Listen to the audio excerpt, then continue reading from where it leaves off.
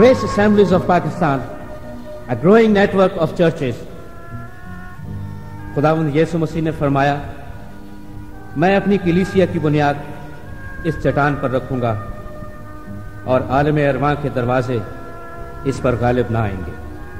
Grace assemblies of Pakistan रूस से मामूर और तेजी से तरक्की करती हुई कलीसियाएं हैं, जिनका मकसद हुक्म आज़म की तकमील, ईमानदारों की रूहानी नशोनुमा, बतनी शिफा और आलमगीर कलीसिया को बिलअमूम और कलीसिया पाकिस्तान को बिलखसूस मसीह यीशु की दूसरी आमद के लिए तैयार करना है। इन मकासद के असूल के लिए ईमानदारों तक बाइबल की मुतवाज़न और दुरुस्त तालीम पहुंचाना इंतहाई ज़रूरी है। ग्रेस असेंबलीज ऑफ पाकिस्तान इसके लिए मुख्तलिफ ज़राए बरूए कार ला रही है, जिनमें नई कलीसियाएँ कायम करना, खादिमों की तरबियत के लिए ग्रेस बाइबल इंस्टीट्यूट और ख़त व खिताबत के ज़रिए ले minister Bible course, grace Bible seminars, grace school of ministry और ग्रेस बाइबल पैगामात का सिलसिला शामिल है। अगर आप हमसे राब्ता कायम करना चाहते हैं तो हमारा पता assemblies of Pakistan, post box number 10318 Lahore, post code 54600 Pakistan. इस वक्त आप जो रूह परवर पैगाम सुनने को हैं वो ग्रेस असेंबलीज ऑफ पाकिस्तान के बानी और सीनियर पास्टर नईम परशाद आप तक पहुंच जाएंगे। ये पैगाम आपकी ज़िंदगी, रवैये और हालात को यकसर तब्दील कर देगा। इस पैगाम को सुनने के बाद आप पहले जैसे नहीं रहेंगे। आपके शख्सी, ख़ानदानी और कलीसियाई रवैये बदल जाएंगे। खुदावंद आपको बरकत दे। आमीन।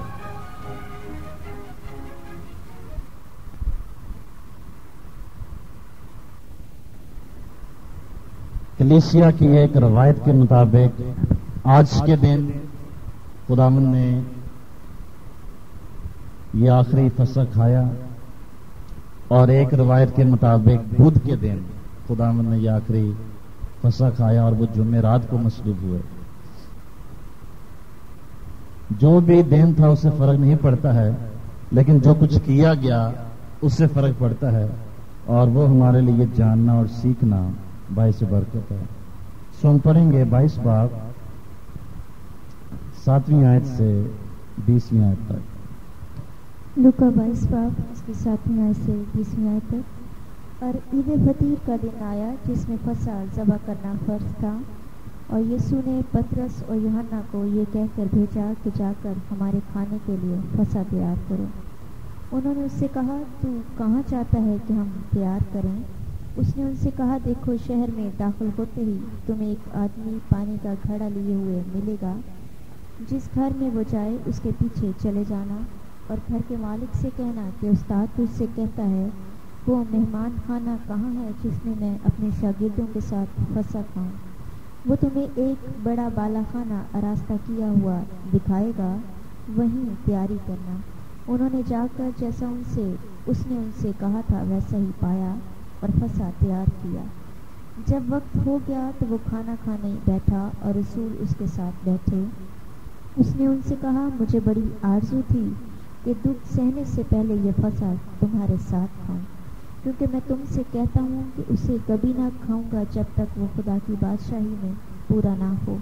फिर उसने प्याला लेकर शुक्र किया और कहा कि इसको लेकर आपस में बांट लो, क्योंकि मैं तुमसे कहता हूँ कि अंगूर का शीरा अब से कभी ना पीऊँगा जब तक खुदा की बादशाही ना आ ले। फिर उसने रोटी ली और शुक्र करके तोड़ी और ये कहकर उनको दी कि ये मेरा बदन है जो तुम्हारे वास्ते दिया जाता है, मेरी यादगारी के लिए यही किया करो। और इसी तरह खाने के बाद प्याला ये कहकर दिया कि ये प्याला मेरे उस खून में नया अहद है जो तुम्हारे वास्ते बहाया जाता है। आमीन। आमीन।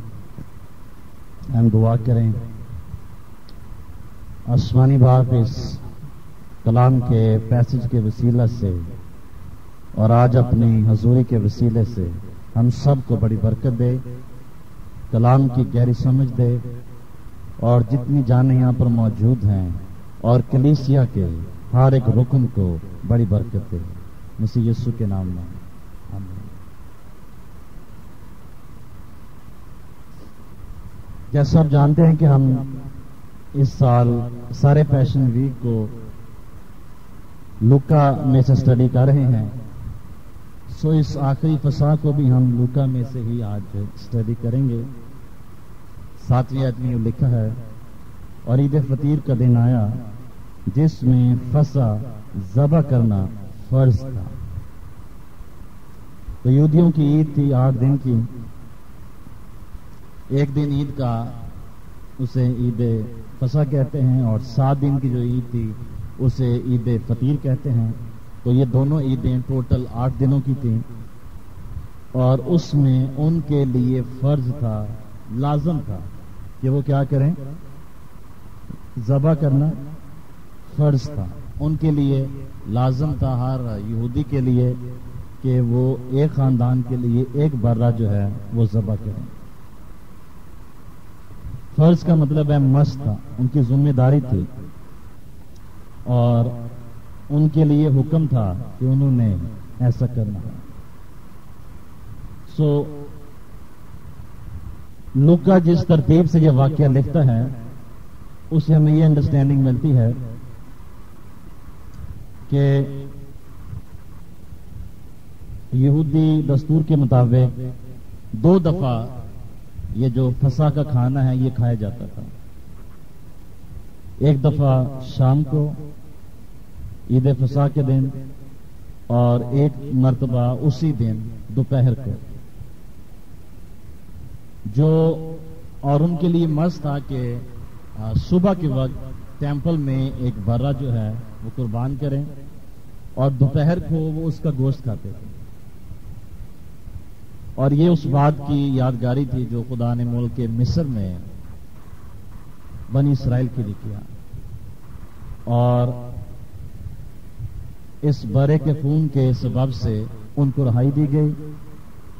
اور وہاں پہ 2 مین باتیں خدا نے بنی اسرائیل سے کہیں کہ ہر سال تم عید فسح منانا اس بات کی یادگاری کے لیے، اور سیکنڈلی خدا نے کہا کہ آج کے دن میں نے مصر کے سارے پلاٹوں کو مارا ہے، اور میں نے اسرائیل کے پلاٹوں کو زندہ رکھا ہے، اس لیے آج سے تم اپنے پلاٹے خداوند کو دے دینا، وہ تمہاری طرف سے ہدیے کے طور پر، پہلے پھل کے طور پر خداوند کے خادم بنے۔ اور اسی سے یہ ٹرم نکلی، پہلے پھل خدا کو دینا۔ اور پھر شام کے وقت وہ پاس اوور جو فوڈ ہے وہ کھاتے تھے۔ سو خداوند نے اب آلریڈی یروشلم میں ہے، اپنے 2 شاگردوں کو بلایا، پترس اور یوحنا کو۔ یہ اس کے انر چیمبر کے جو 3 لیڈرز ہیں، پیٹر، جان، جیمز، اس میں سے اس نے 2 کو بلایا، پترس اور یوحنا۔ پترس عمر میں سب شاگردوں سے بڑا ہے، اور یوحنا عمر میں سب شاگردوں سے چھوٹا ہے۔ تو خداوند نے ان دونوں کو بلایا۔ 15 ہے، اور یسوع نے پترس اور یوحنا کو یہ کہہ کر بھیجا کہ جا کر ہمارے کھانے کے لیے فسح تیار کرو۔ سب یروشلم میں ہے، ہر سال وہ یروشلم میں جاتا ہے عید کے دنوں میں، اور فسح کا وہ سیلیبریشن کرتے ہیں پیس اوور کو۔ اور اس سال بھی روٹین کے مطابق خداوند نے پیٹر اور جان سے کہا کہ ہمارے لیے، ہم سب کے لیے، یعنی ان 13 کے لیے فسح جو ہے وہ تیار کرو۔ تو شاگردوں نے پوچھا کہ ہم کس جگہ پر، کس کے گھر میں، کس جگہ پر تیرے لیے فسح تیار کریں، کیونکہ یہ دن اور یہ ہفتہ جو ہے اس میں جو یروشلم کی آبادی ہے وہ تقریباً 3 گنا بڑھ جاتی ہے، کیونکہ باہر سے بے شمار لوگ آتے ہیں یروشلم میں قربانیاں چڑھانے کے لیے، تو جگہ بڑی مشکل سے ملتی ہے، اور ہر سال ان کو جگہ کی پرابلم ہوتی ہے کہ ہم کس جگہ پر عید فسح کھائیں، کیونکہ اکثر فیملیز میں رشتہ دار آ کے ٹھہرے ہوئے ہیں، اور ایک ایک گھر میں 5 خاندان آ کے ٹھہرتے ہیں، اور وہ سب مل کے وہ خاندان جو ہے فسح سیلیبریٹ کر رہے ہیں۔ پر خداوند یہ فسح جو ہے کسی کے ساتھ مل کے نہیں کرنا چاہتے ہیں، وہ چاہتے ہیں کہ سیپریٹلی میں اور میرے 12 شاگرد صرف ہم لوگ وہاں پہ ہوں، اور ہم اس فسح کو सेलिब्रेट करें। 9 मिनट पढ़ेंगे। उन्होंने उससे कहा, तू कहाँ चाहता है कि हम तैयार करें? उन्होंने खुदावन के कहने से अंडरस्टैंड किया कि खुदावन इस मर्तबा स्पेशल मील चाहते हैं।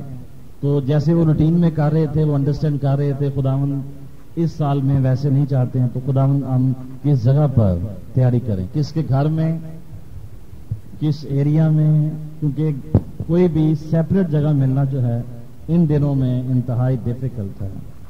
तो खुदावन ने जवाब दिया 10वीं आयत में। उसने उनसे कहा, देखो शहर में दाखिल होते ही तुम्हें एक आदमी पानी का घड़ा लिए हुए मिलेगा, जिस घर में वो जाए उसके पीछे चले जाना। ये निशान खुदा ने उनको दिया। किस घर में? खुदा ने घर का नहीं बताया, खुदा ने उस बंदे का नाम नहीं बताया जो वहां पे खड़ा होगा। जिस गली में वो घर है वो गली का नाम नहीं बताया, और जिसके घर में जाना है उसका नाम नहीं बताया। हर चीज खुदावन ने सीक्रेट रखी। इसका एक मकसद था। और निशान उनको दिया, एक आदमी पानी का घड़ा लिए हुए मिलेगा। उस दौर में इस्राएल में कोई भी आदमी जो है वो पानी का घड़ा नहीं उठाता था। ये लेडीज का काम था उनके कल्चर के मुताबिक। अगर आदमी पानी कैरी करने वाले हैं तो वो मशकें लेकर जाते हैं।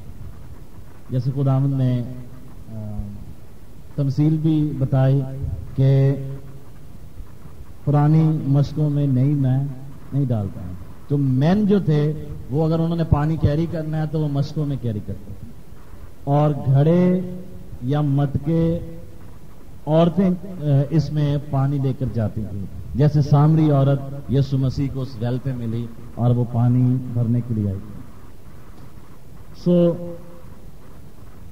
खुदा ने कहा ये एक साइन होगा तुम्हारे लिए कि एक औरत नहीं बल्कि एक आदमी तुम्हें मिलेगा, और उस कि ये जो शख्स पानी का घड़ा लिए हुए खड़ा था ये कोई एंजल था, फरिश्ता था। उनके लिए निशान था कि हमने इसको फॉलो करना है। 11वीं आयत। और घर के मालिक से कहना कि उस्ताद तुझसे कहता है, वो मेहमान खाना कहाँ है जिसमें मैं अपने शागिर्दों के साथ फंसा था। तो उस जिस घर में तुम जाओ उस मालिक से कहना कि वो मेहमान खाना, गेस्ट हाउस कहाँ पे है जिसमें मैंने अपने शागिर्दों के साथ फंसा खाई है। और पैलेस्टाइन में इस दौर में जितने भी मेहमान खाने थे वो ऊपर छत पे होते, जिन्हें बाला खाना कहते हैं, अपर रूम्स। तो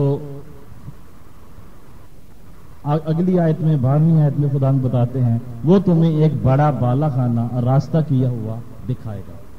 तो वो तुम्हें कहां पे ले जाएगा? मेहमान खाने में। और मेहमान खाना कहां पे होगा? बाला खाने में, अपर स्टोरी में।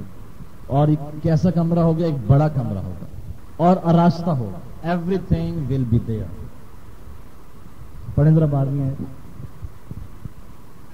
और वो तुम्हें एक बड़ा बाला खाना रास्ता किया हुआ दिखाएगा, वही तैयारी करना। वो कमरा रेडी होगा। और रास्ता का मतलब है हर चीज जो जरूरी है वहां पे मौजूद है। क्या चीज? मेज, दरिया, बर्तन, उनके बैठने की जगह, whatever was needed will be there। और फिर लिखा है वही तैयारी करना। सारी चीजें तो है वहां पे, लेकिन तैयारी किसने करनी है? तुमने करनी है। तो तैयारी क्या करनी है उन्होंने? नंबर 1, उनको एक बरा चाहिए जिसको उन्होंने हैकल में ज़बह करना है। तो बरा वहां पर ज़बह किया हुआ और जिसकी कुर्बानी चढ़ा दी गई है वो मौजूद होना चाहिए। और क्या तैयारी है? मैं के 4 प्याले वहां पे होने चाहिए, क्योंकि यहूदी लिटर्जी के मुताबिक ईद फसा को वाले दिन वो 4 प्याले मुख्तलिफ टाइम्स पे पीते थे।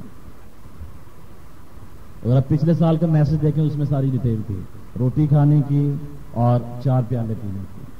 और मैंने ये भी बताया था कौन से प्याले के बाद वो कौन सा ज़बूर पढ़ते थे। तीसरी चीज उनको चाहिए थी बेखमीरी रोटी। और ये एक पतली सी सूखी रोटी होती थी, एक थैले में डालते थे 3 रोटियां और दरमियान वाले थैले में से वो निकालते थे और उसको फसा की रोटी कहते हैं। اور چوتھی چیز ان کو چاہیے تھے کڑوے ساگ پات. روٹی کھانے کے بعد اور پیالے سے پینے کے بعد وہ جلدی جلدی کڑوے ساگ پات جو ہیں وہ کھاتے ہیں. اور ان چیزوں کے لیے ان کو لانے کے لیے بنانے کے لیے تیاری کی ضرورت ہے. خدا ہم کہہ رہے ہیں جگہ وہاں پہ ہے, کرسیاں میز واٹ ایور ہمیں چاہیے موجود ہیں, لیکن تم نے مٹیریل پرووائڈ کرنا ہے. اور یہ جو برے کا گوشت دوپہر کے وقت وہ کھاتے تھے جسے عید فصح کی قربانی کہتے ہیں, اس سے اسپیشلی جو انار کی لکڑی ہے اس پہ اس کو پکایا جاتا ہے, کسی اور لکڑی پہ اس کو نہیں روسٹ کیا جاتا تھا. تو انار کی جو لکڑیاں ہیں پودوں سے کاٹتے تھے, ان کی لکڑیوں کو سکھاتے تھے اور ان لکڑیوں سے وہ اس لیمب کو روسٹ کرتے تھے. اور یہ وہ فوڈ ہے جو وہ دوپہر کے وقت عید فصح کے تعلق سے کھاتے تھے. اور آخری چیز جس کا انہوں نے انتظام کرنا تھا کہ رات کے لیے انہوں نے روشنی کا, لیمپس کا, زیتون کے تیل کا اور لیمپس کا انہوں نے ارینجمنٹ کرنا تھا. 13ویں آیت. اور انہوں نے جا کر جیسا اس نے ان سے کہا تھا ویسا ہی پایا اور فصح تیار کیا. سو جیسا خداوند نے کہا دے فاؤنڈ ایوری تھنگ, اور پھر انہوں نے فصح تیار کی. کیا تیار کیا؟ 4 پیالے انگوروں کے جوس کے, بے خمیری روٹی, کڑوے ساگ پات, برا قربان کیا گیا اور پھر اسے انار کی لکڑی پہ روسٹ کیا گیا, اور لیمپس کے لیے تیل جو ہے وہ پرووائڈ کیا گیا. سب چیزیں تیار کی گئی. 14ویں آیت. جب وقت ہو گیا تو وہ کھانا کھانے بیٹھا اور رسول اس کے ساتھ بیٹھے. جب وقت ہو گیا, this means evening, some where 6 o'clock, شام کے وقت. تو فصح کھانے کا جب وقت ہو گیا تو وہ رسول اس کے ساتھ کھانا کھانے کے لیے بیٹھے. اور ان کے بیٹھنے کا سٹائل یہ ہے کہ سینٹر میں کمرے کے وسط میں ایک میز وہ رکھتے تھے, اور جو لوگ جنہوں نے فیملی کے لوگ فصح میں شریک ہونا ہے وہ نیچے بیٹھتے, اور ان کے پیچھے ٹیک لگانے کے لیے تکیے موجود ہوتے تھے. اور وہ ان کے بیٹھنے کا ایک ٹپیکل سٹائل تھا عید فصح. وہ اسی طرح بیٹھ کے کھاتے کہ وہ اپنے لیفٹ بازو جو ہے اس پہ لین کرتے, اور لیفٹ بازو ہے اس پہ وہ لین کرتے.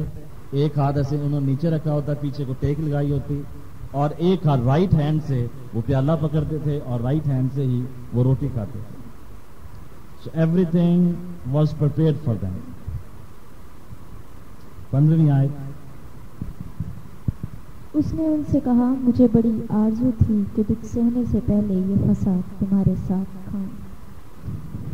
تو یہاں پہ خداوند نے اپنے ایک ڈیپ ڈیزائر کو شو کیا کہ مجھے انتہائی آرزو تھی, شدید آرزو تھی, خواہش تھی کہ دکھ سہنے سے پہلے, مرنے سے پہلے, مصلوب ہونے سے پہلے یہ فصح تمہارے ساتھ کھاؤں.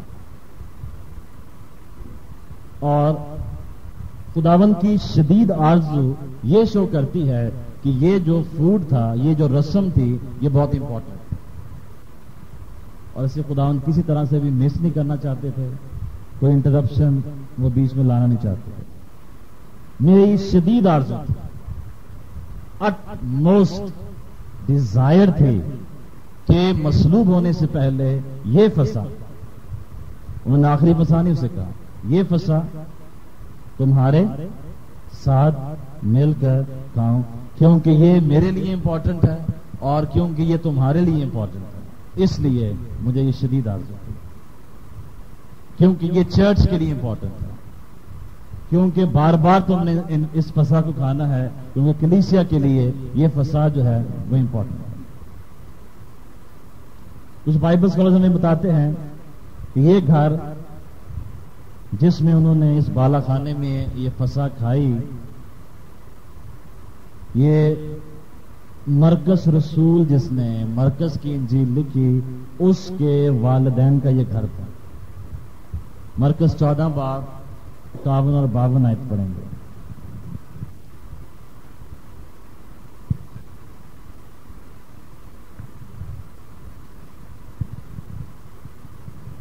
मगर एक जवान अपने नंगे बदन पर महीन चादर ओढ़े हुए उसके पीछे हो लिया। उसे लोगों ने पकड़ा, मगर वो चादर छोड़कर नंगा भाग गया। ये भी मरकज का रेफरेंस है कि वो वहीं का रहने वाला है। अमाल 12 बाब उसकी 12 है।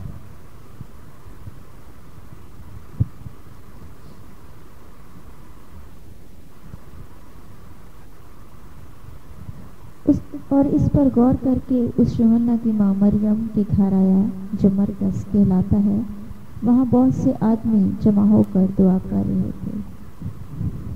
सो मे बी ये वही अपर रूम है जो बाद में प्रेयर रूम भी बना और जहाँ पे ईद पेंटिकॉस्ट के दिन रूल कुदस नाज़िल हुआ। It's the same, may be it's the same place. सो इस घर का कनेक्शन समहाउ मरकज के साथ है, लेकिन स्टिल बाइबल इसके ताल्लुक से खामोश है ये किसका घर था। 16वीं आयत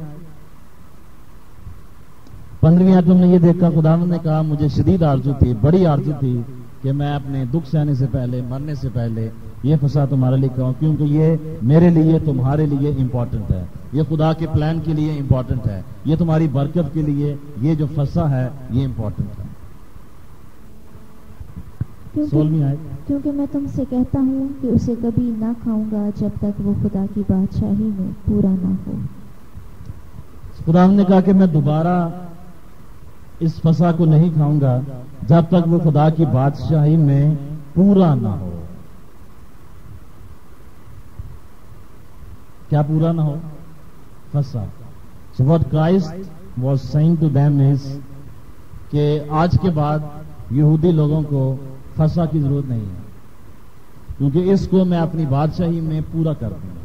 पूरा करने का मतलब है जिस मकसद के लिए खुदा ने तुम्हें ईद फसा दी, मैं उस मकसद को ही पूरा कर दूंगा और आज मैं तुम्हारे लिए कुर्बानी बन जाऊंगा। फिर तुम्हें कुर्बानी की जरूरत नहीं और इसके बाद तुम्हें फसा की जरूरत नहीं होगी, तुम्हें इस खाने की, पाक इशा की जरूरत होगी। मैं उसको तुम्हारे लिए पास ओवर को लॉर्ड्स टेबल में कन्वर्ट कर। क्या लिखा 16वीं आयत में? मैं तुमसे कहता हूं उसे दोबारा कभी ना खाऊंगा जब तक वो खुदा की बादशाही में पूरा ना हो। क्या चीज पूरा ना हो? ईद फसा। उसका मकसद कि वो क्यों इंस्टीट्यूट की गई, उसका मकसद अब मेरी बादशाही में पूरा हो जाएगा, फिर उसकी जरूरत नहीं रहेगी। आज के बाद तुम्हें ईद फसा की जरूरत नहीं है, तुम्हें खुदावंद की मेज के पास आने की जरूरत है। 17वीं आयत फिर उसने प्याला लेकर शुक्र किया और कहा इसको लेकर आपस में बांट लो। चूंकि खुदावंद यीशु मसीह होस्ट हैं, ये सारी ज़ियाफत उनकी तरफ से है, इसलिए खुदावंद ने सबसे पहले प्याला लिया और शुक्र किया और कहा कि इसको लेकर आपस में बांट लो। तो सबसे पहले खुदावंद ने क्या लिया? प्याला लिया। उस प्याले में क्या था? वाइन, अंगूर का रस था, अंगूर का शीरा, जैसे ये 17वीं आयत में ये वर्ड यूज हुआ। और उससे कहा कि इसको आपस में लेकर बांट लो। तो उसमें सेंस ये पाई जाती है उसने प्याला लेकर शुक्र किया, और शुक्र करने का मतलब है उसने दुआ की। जब भी बाइबल में शुक्र का वर्ड आता है, खास तौर पर ओल्ड टेस्टामेंट के रेफरेंस में, तो इसका मतलब है दुआ करना, बरकत की दुआ करना।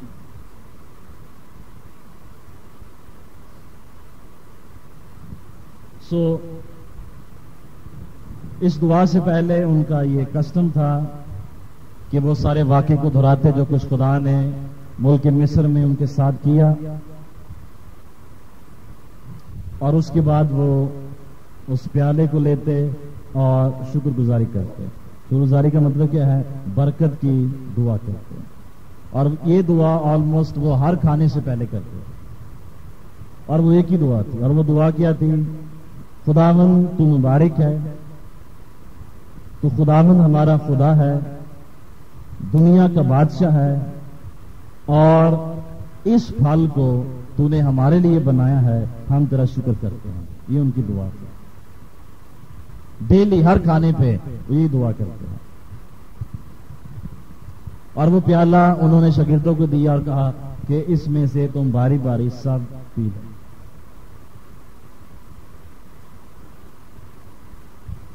لوکا نے جو ہمیں ترتیب بتائی ہے اس میں سب سے پہلے پیالہ ہے، پھر اس نے روٹی کا ذکر کیا اور پھر آخر میں پھر پیالے کا ذکر ہے.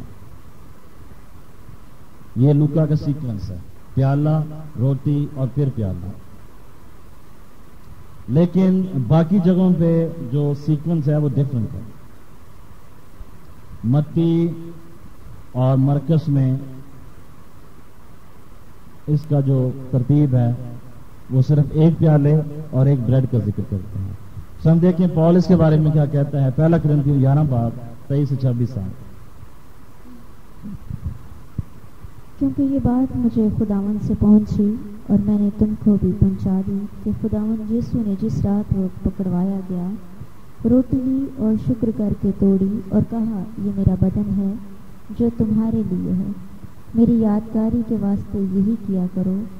اسی طرح اس نے کھانے کے بعد پیالہ بھی لیا اور کہا یہ پیالہ میرے خون میں نیا عہد ہے، جب کبھی پیو میری یادگاری کے لیے یہی کیا کرو.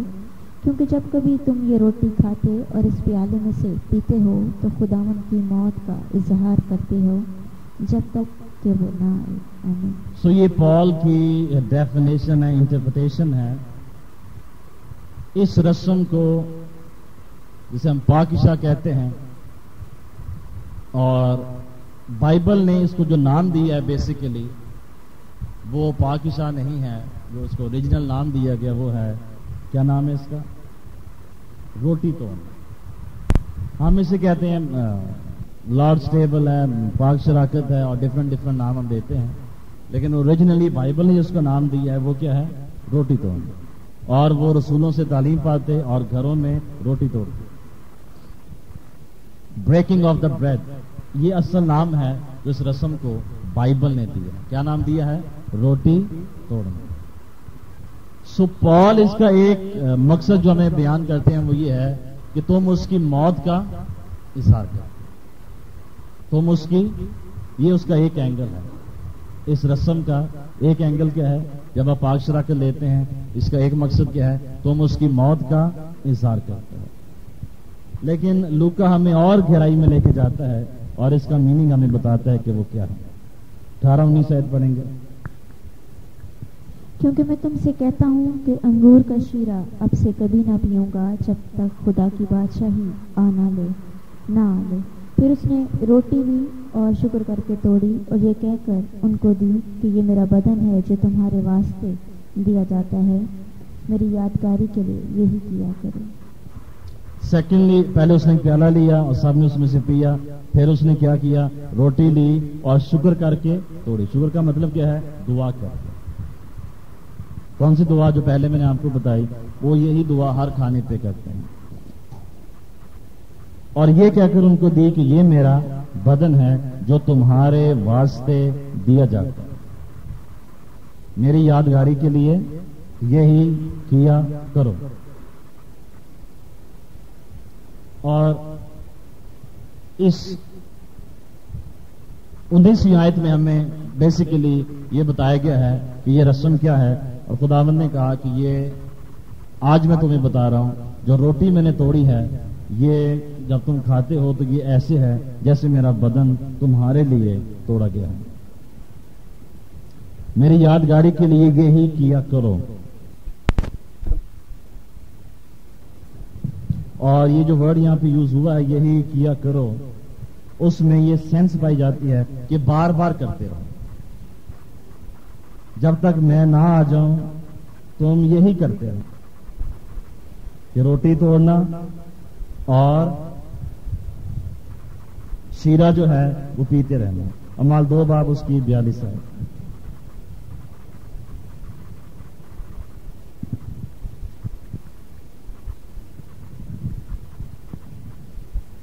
اور یہ رسولوں سے تعلیم پانے اور رفاقت رکھنے میں اور روٹی توڑنے اور دعا کرنے میں مشغول رہے. تو یہاں پہ اس رسم کیا کہا گیا ہے؟ روٹی توڑنے میں. जमा हुआ करते और घरों में रोटी तोड़कर खुशी और सादा दिली से खाना खाया करते थे। पहले वो पाक हिस्सा लेते थे, रोटी तोड़ते डेली घरों में, और उसके बाद खुशी से अपना खाना जो है वो खाते थे। सो ओरिजिनली ये जो नाम दिया गया इस रस्म को बाइबल में, वो है रोटी तोड़ने की रस्म। सो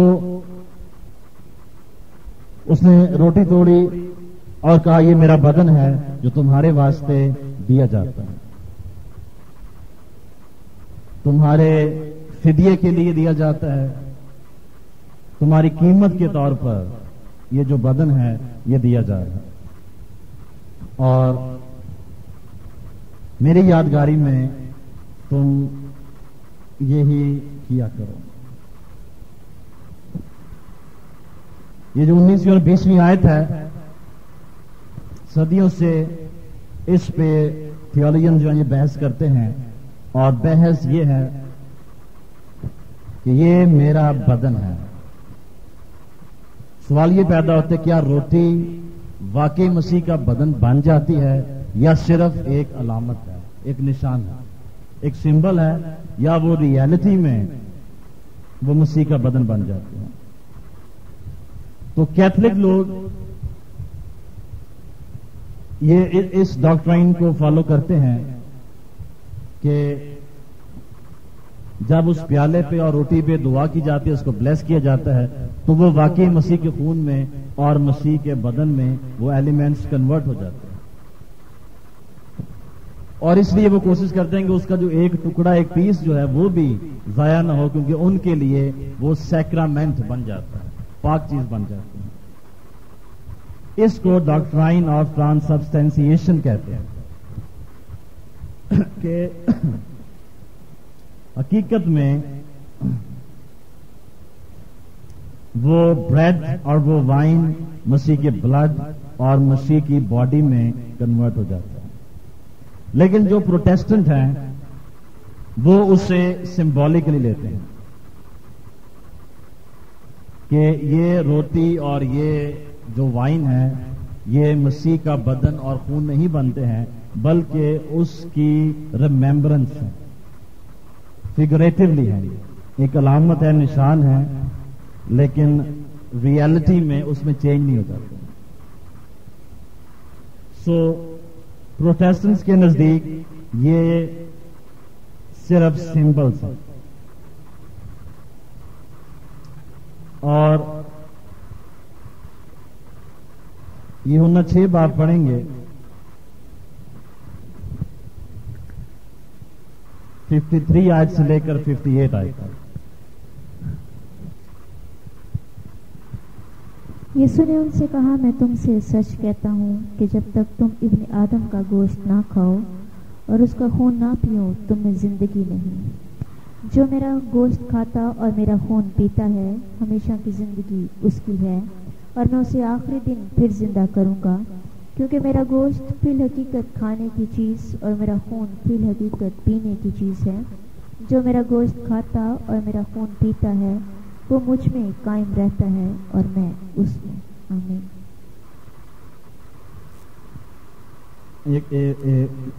66 आयत भी पढ़ दें, 66 आयत, यूहन्ना 6 बाब उसकी 66 आयत। इस पर उसके शागिर्दों में से बतेरे उल्टे फिर गए और इसके बाद उसके साथ ना रहे। खुदावंद ने अपनी मसूबियत से कई अर्से पहले ये कहा कि मेरा खून पीने की चीज है, मेरा बदन खाने की चीज है, और जब तक तुम इसमें शरीक नहीं होगे, पार्टेक नहीं करोगे, तुम्हें हमेशा की जिंदगी जो है वो नहीं मिल सकती।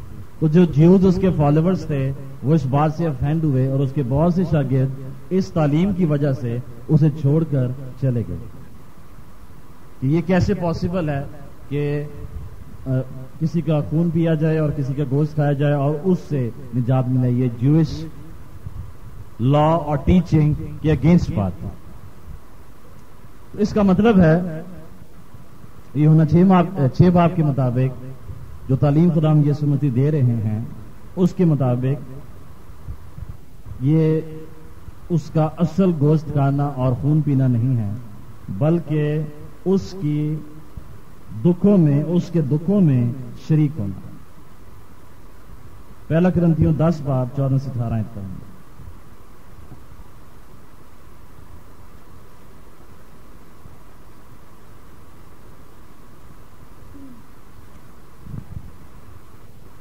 इस सबब से आए मेरे प्यारो, बुत परस्ती से भागो। मैं अक्लमंद जानकर तुमसे कलाम करता हूँ। जो मैं कहता हूँ तुम आप उससे परखो। वो बरकत का प्याला जिस पर हम बरकत चाहते हैं, क्या मसीह के खून की शराकत नहीं? और वो रोटी जिसे हम तोड़ते हैं, क्या मसीह के बदन की शराकत नहीं? चूँकि रोटी एक ही है, इसलिए हम जो बहुत से हैं एक बदन है, क्योंकि हम सब उसी एक रोटी में शरीक होते हैं। जितनी डिबेट हो रही थी पाक शराकत के ताल्लुक से या रोटी तोड़ने के ताल्लुक से पहली सेंचुरी में, इन वर्सेस में पॉल ने सब कुछ एक्सप्लेन कर दिया, बिल्कुल क्लियर कर दिया। रोटी खाने का मतलब क्या है, प्याले में से पीने का मतलब क्या है, और उसने वाज़ेह कर दिया इसका मतलब है शरीक होना। इसका मतलब क्या है?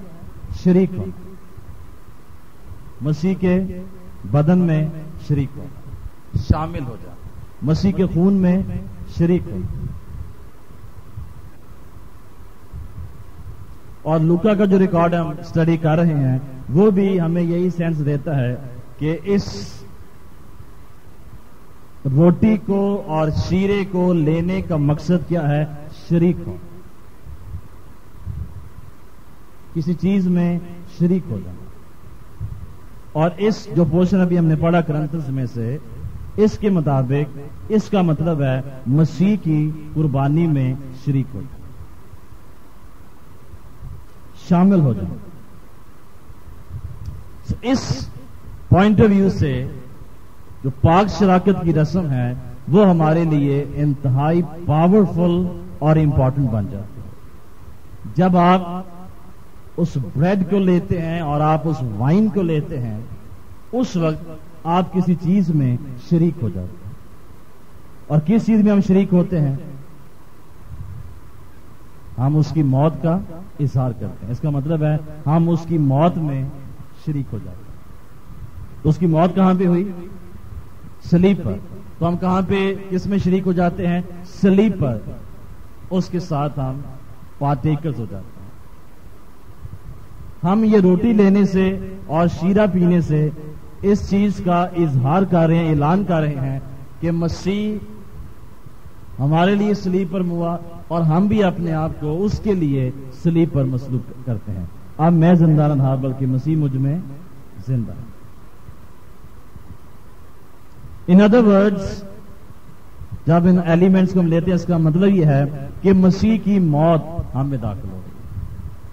और मसीह की मौत का हम में दाखिल होने का मतलब है कि मसीह की फतह हम में दाखिल हो गई, मसीह की जिंदगी हम में दाखिल हो गई, मसीह की ब्लेसिंग हम में दाखिल हो गई। इसलिए जब भी आप पाक शराकत में शरीक होते हैं आपको शिफा मिलनी चाहिए, क्योंकि आप मसीह की मौत में दाखिल हो रहे हैं, आप मसीह की फतह में दाखिल हो रहे हैं।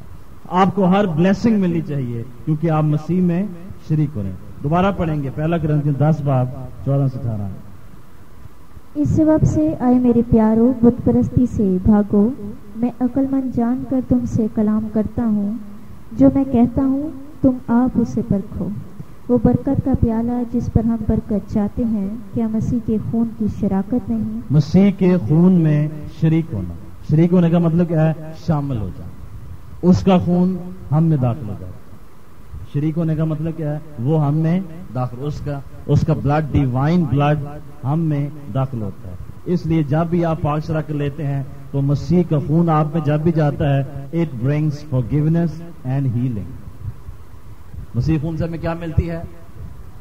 निजात, शिफा, बरकत, फतह, एवरीथिंग जो मसीह आपको दे सकता है उसके खून से आपको मिलती है। हाँ जी, आगे। वो रोटी जिसे हम तोड़ते हैं, क्या मसीह के बदन की शराकत नहीं? और रोटी खाने का मतलब क्या है? मसीह के बदन में शरीक हो जाना, शामिल हो जाना, दाखिल हो जाना, मिक्स हो जाना, उसके बदन का हिस्सा बन जाना। हाँ जी, आगे। چونکہ روٹی ایک ہی ہے اس لیے ہم جو بہت سے ہیں ایک بدن ہیں، کیونکہ ہم سب اسی ایک روٹی میں شریک ہوتے ہیں. ہم سب اسی میں شریک ہوتے ہیں، شامل ہوتے ہیں. سو پہلا مطلب کیا پاک شراکت کا؟ مسیح کے خون میں شامل ہو جانا، اور مسیح کا خون ہم میں شامل ہو جاتا ہے، اور اس کی باڈی میں پارٹیکرز ہونا، شامل ہو جانا، شریک ہو جانا.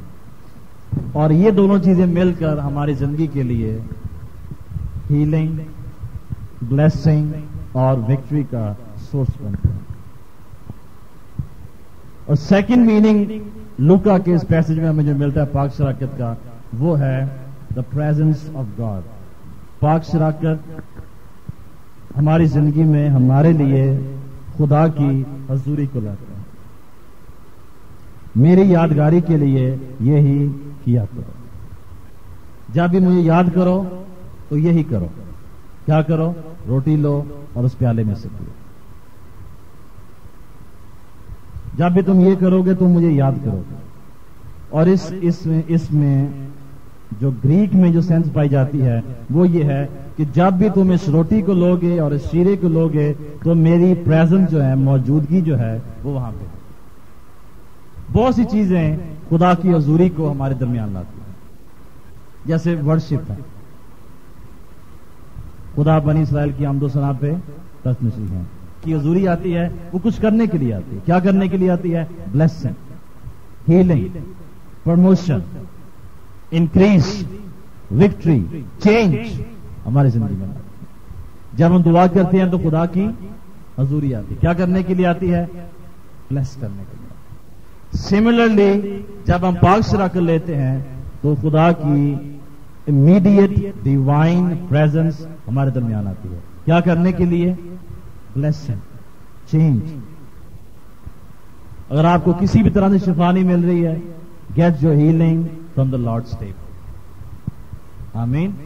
اگر آپ کو کسی بھی طرح سے بریک تھرو نہیں مل رہا، خدا کی میز پہ آئیں، اس ایمان سے آئیں کہ میں خدا کی حضوری کے پاس آیا ہوں. آپ کو بریک تھرو ملے گا. حالات میں، فائنینسز میں، جاب میں، بزنس میں، جہاں بھی اسٹرگلز ہیں، خدا کی میز پہ کیا ملتا ہے؟ بریک تھرو ملتا ہے. کسی بھی طرح سے جو مسئلہ حل نہیں ہو رہا، کہاں پہ آئیں؟ خدا کی میز کے پاس آئیں، کیونکہ وہاں پہ کیا ہے؟ خدا کی حضوری. 20ویں آیت. اسی طرح کھانے کے بعد پیالہ یہ کہہ کر دیا کہ یہ پیالہ میرے اس خون میں نیا عہد ہے جو تمہارے واسطے بہایا جاتا ہے. سیکنڈ کام جو خداوند نے کیا اس نئے عہد کے تعلق سے، اس نے وہ پیالہ دیا ان کو، اس کا اس پیالے میں سے پیو. یہ اس خون میں نیا عہد ہے جو تمہارے واسطے بہایا جاتا ہے. کس چیز کا پیالہ ہے؟ نئے عہد کا پیالہ ہے. خون کا پیالہ نہیں ہے. کس چیز کا پیالہ ہے؟ نئے عہد کا پیالہ ہے جو خون کے وسیلہ سے مقرر کیا جاتا ہے.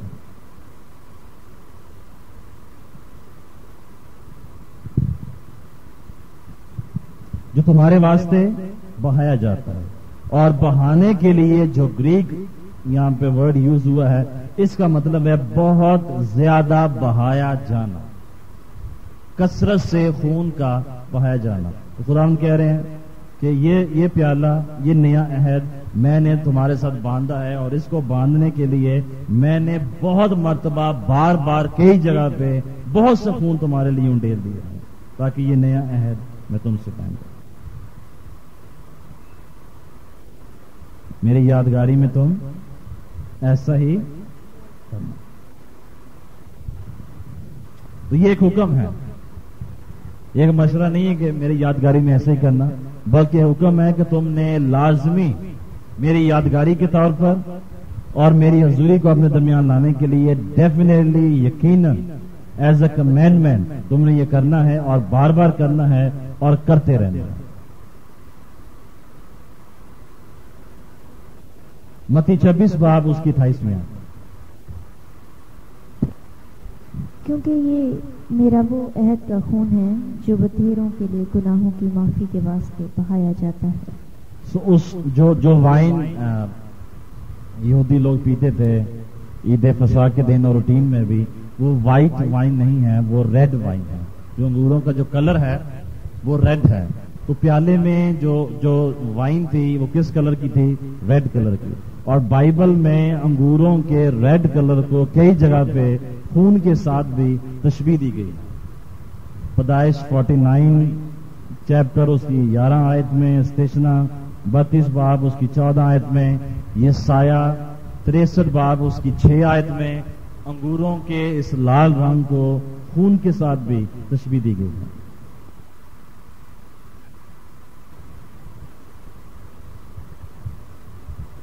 اگر یہ نیا عہد ہے تو اس کا مطلب ایک پرانا عہد بھی تھا.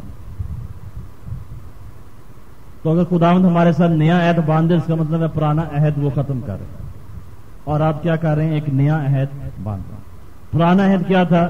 خروج 24 باب 5 سے 8 ہے.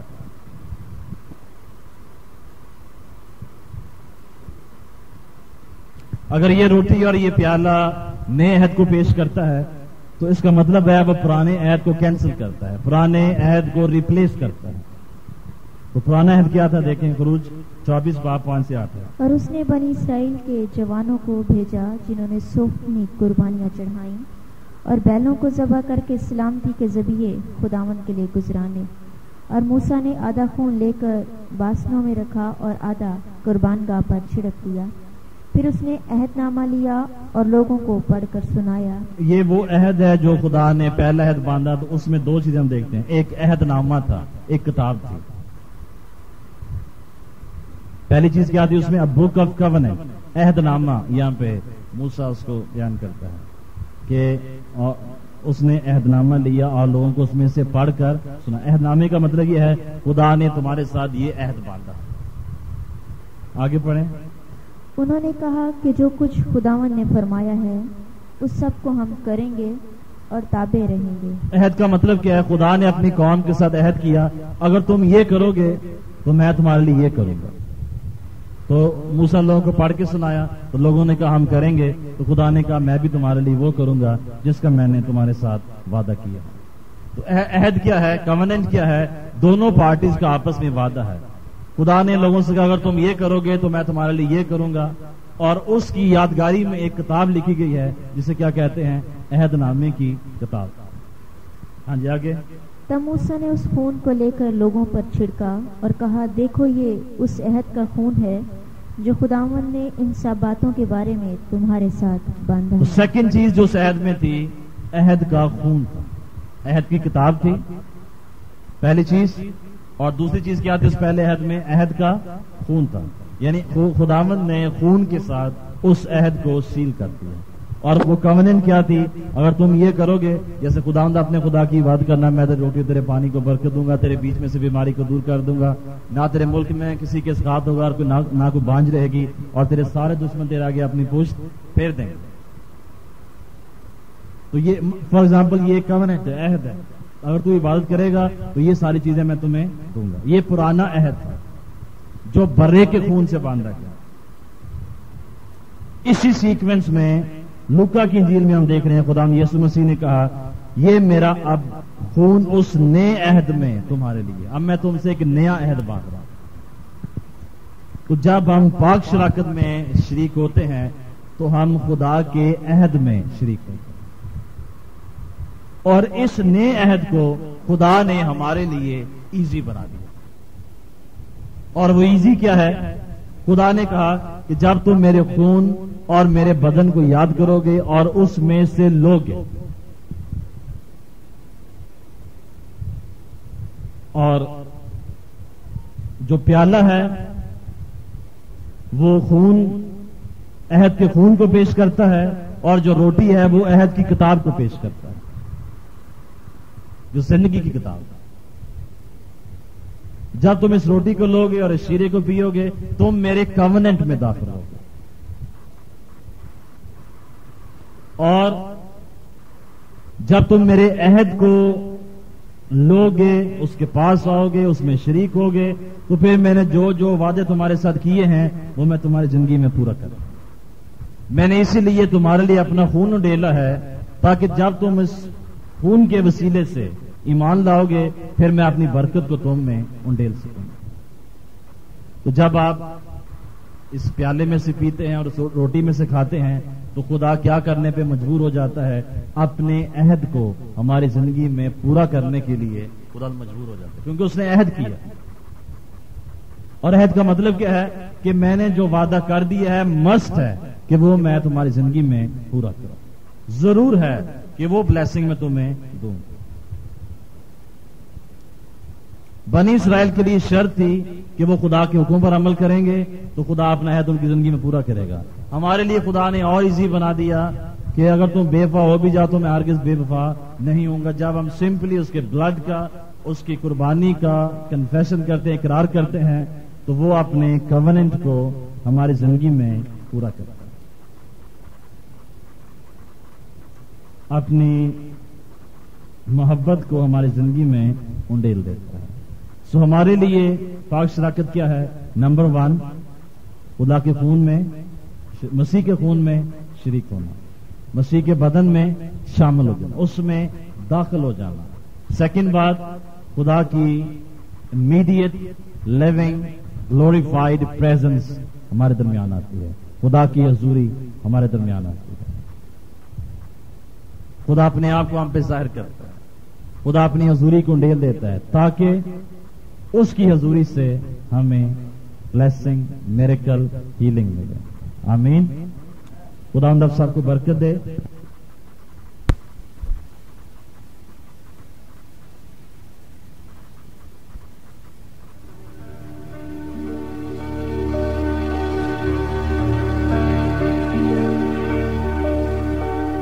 یقیناً اس پورا سر پیغام کے وسیلے آپ کو برکت ملی ہے۔ اگر آپ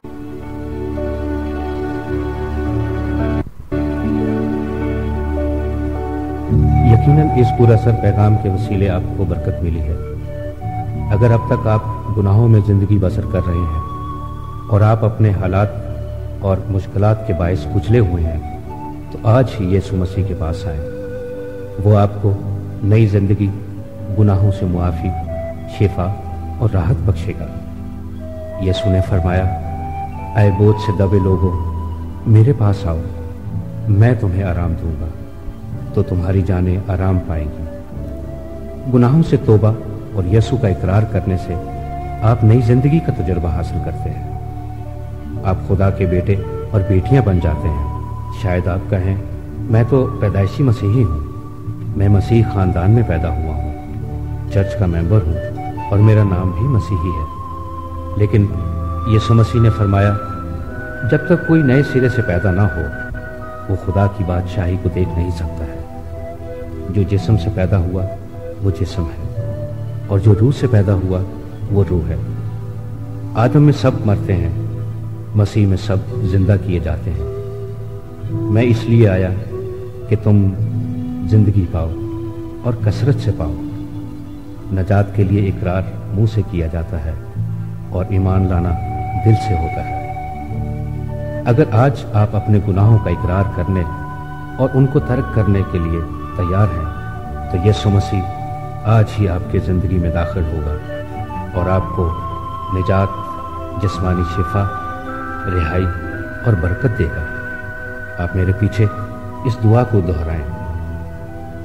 خداوند یسوع، میں پورے دل سے ایمان لاتا ہوں کہ تو میرا شخصی نجات دہندہ ہے۔ تو نے صلیب پر میرے گناہ اپنے اوپر اٹھا لیے۔ اتنے برسوں تک میں نے گناہ، گندگی، غلامی اور نشے میں زندگی بسر کی ہے۔ آج تو مجھے اپنے پاک خون کے وسیلے سے دھو اور پاک صاف کر میری زندگی میں آ اور میری زندگی کا مالک اور خداوند ہو۔ آج سے میں ان تمام کاموں کو ترک کرتا ہوں جو تجھے پسند نہیں۔ مجھے اپنی بادشاہت میں قبول فرما۔ میں اس نئی زندگی کے تجربے کے لیے تیرا شکر کرتا ہوں، یسوع مسیح کے نام سے، آمین۔